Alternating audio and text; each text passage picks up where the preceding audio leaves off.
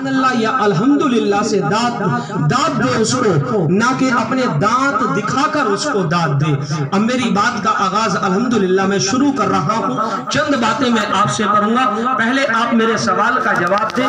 ایک بات آپ یہ بتائیں، اسلام میں شہد چاٹنا سنت کیا ہے؟ سنت ہے۔ کیا ہے؟ جواب دو یار۔ اسلام میں شہد چاٹنا سنت ہے، اسلام میں لوکی کھانا سنت ہے۔ اب یار یہ بتاؤ، جب شہد چاٹنا سنت ہے، لوکی کھانا سنت ہے، اور بھی چیزیں ہیں جن کا میں ابھی نام لینا بہتر نہیں سمجھتا، وہ بھی سنت ہے، تو کسی کو معاف کرنا بھی تو سنت ہے نا۔ تمام میرے بھائی بیٹھے ہیں، کسی کو معاف کرنا بھی سنت ہے، مگر آج ہم اپنے دلوں میں بغض لیے ہوئے بیٹھے ہیں۔ آج ہم اپنے دلوں میں بھائی بھائی سے دشمن بیٹھا ہے، دوست دوست کا دشمن بنا ہوا بیٹھا ہے، رشتہ دار کا دشمن بنا ہوا بیٹھا ہے۔ کس وجہ سے؟ کون سی اس نے تیری زمین زیجات رکھ لی؟ کون سی اس نے تجھ سے بغض کر لیا جس وجہ سے وہ تو اس کا دشمن بن گیا؟ تجھ کو ادھار پیسہ کیا دے دیا یار؟ پیسہ ادھار دینے کے بعد بھی دوست کو دوست دشمن بنا رہا ہے، بھائی کا بھائی دشمن بن رہا ہے۔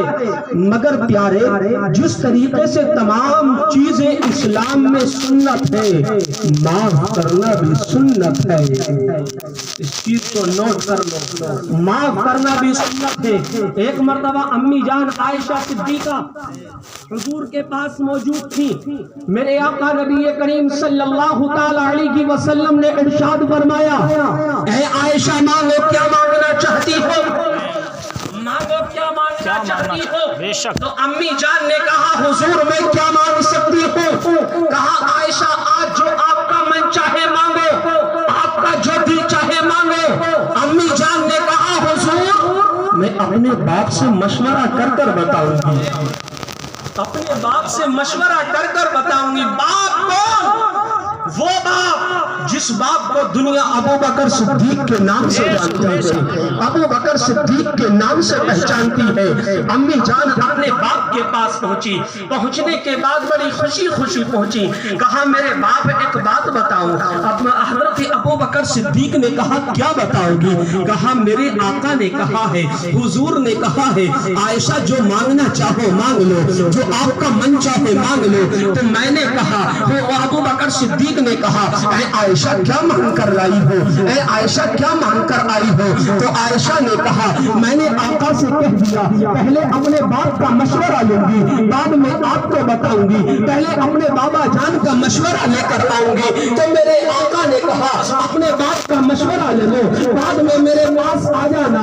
تو ابو بکر صدیق نے کہا، عائشہ جاؤ، حضور کے پاس چلی جاؤ، اور جانے کے بعد کہنا، اے عائشہ جانے کے بعد کہنا، حضور اپنے راز کی وہ بات بتا دو جب آپ جبریل کے ساتھ رب کے پاس معراج کی رات پہنچے تھے، اور کہا تھا، اور رب نے آپ کو راز و نیاز کی کچھ باتیں بتائی تھی، ان باتوں میں سے ایک بات مجھ کو بتا دو، کہیں میری زندگی کی معراج کی بات ہو جائے گی۔ اتنا کہنا تھا، عائشہ صدیقہ پہنچی، پہنچنے کے بعد کہا، آقا میرے باپ نے کہا ہے، جاؤ حضور کے پاس چلی جاؤ، اور جانے کے بعد وہ معراج کی رات جو راز کی باتیں کی تھی، ان باتوں میں سے ایک بات مجھ کو بتا دے۔ کہو سبحان اللہ، اور کہو یا رسول اللہ، ان باتوں میں سے ایک بات بتا دے۔ اتنا سنا، سننے کے بعد عائشہ پہنچی، کہا، ان باتوں میں سے حضور ایک بات بتا دے۔ میری بات غلط ہے حضرت؟ نہیں حق ہے۔ کہا، ان میں سے ایک بات بتا دے۔ جب اتنا کہا تو حضور نے کہا، عائشہ وہ تو راز کی بات ہے نا، وہ تو راز و نیاز کی بات ہے۔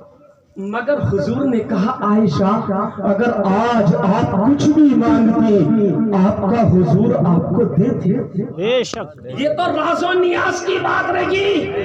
تو حضور نے کہا، عائشہ سنو، بھائی ہماری کہا، سنو، جو کسی کا ٹوٹا ہوا دل جوڑ دے گا رب اس کو بے حساب و کتاب جنت عطا کر دے گا۔ بے شک حق ہے حق۔ آج ہم کتنے دل توڑ رہے ہیں، جی جی جی سگے بھائی کا بھائی دل توڑ رہا ہے، جی بہن بھائی کا توڑ رہے ہیں، بیٹی باپ کا توڑ رہے ہیں۔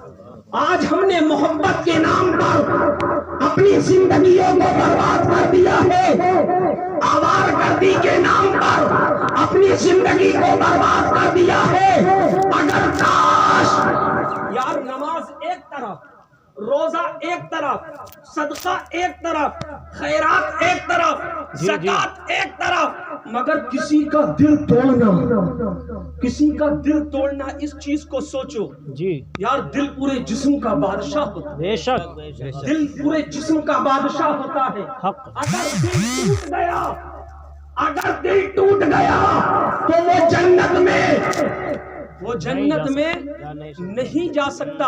اتنا سنا امی جان نے تو خوشی خوشی ابو بکر صدیق کے پاس پہنچی، ابا جان کے پاس پہنچی، کہا ابا جان حضور نے اپنے راز و نیاز کی باتوں میں سے ایک بات بتائی ہے۔ کہا بتاؤ نا کیا بات بتائی ہے، کون سے پیار کی بات بتائی ہے، کون سے لاڈ کی بات بتائی ہے۔ اتنا سننا تھا، ابو بکر صدیق سے امی عائشہ بولی حضور نے کہا ہے اگر کوئی کسی کا ٹوٹا ہوا دل جوڑ دے گا تو رب اسے بے حساب و کتاب جنت عطا کر دے گا۔ اتنا ابو بکر صدیق کا سننا تھا۔ اللہ اکبر، ابو بکر صدیق کی آنکھوں سے آنسو نکلنے شروع ہو گئے۔ ابو بکر صدیق نے رونا شروع کر دیا۔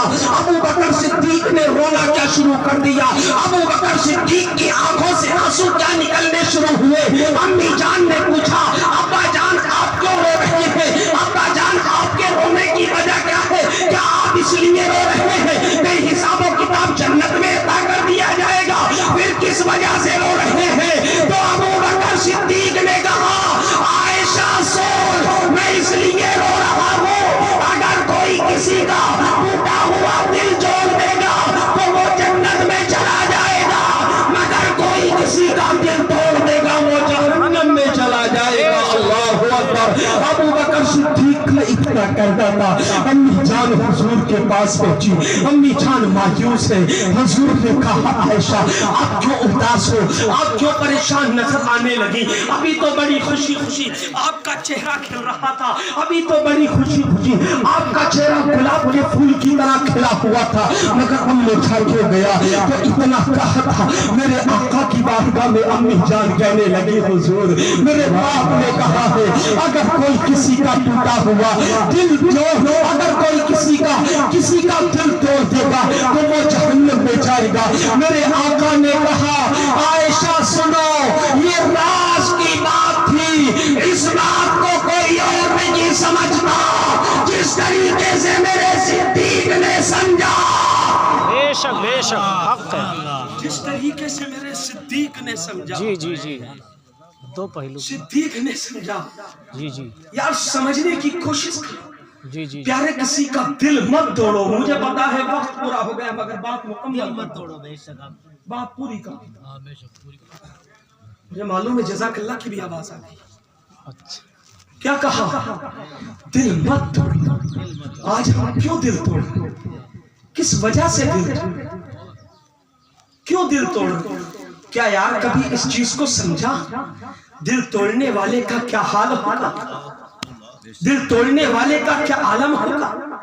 سوچو اگر ایک دنیاوی محبت کو لے لو، اگر کوئی کسی کا عاشق اپنی معشوقہ کا دل توڑتا ہے تو وہ مرنے کے قابل آ جاتی ہے۔ جی جی کہیں لوگ گولیاں کھا کر مرتے ہیں، کہیں پر لوگ پھانسی کے پھندے پر لٹکنے کے بعد مرتے ہیں، جی جی کہیں پر لوگ کود کود کر مرتے ہیں، مگر ہر طریقے سے لوگ ایک دنیاوی محبت کی خاطر مرتے ہیں۔ کیوں؟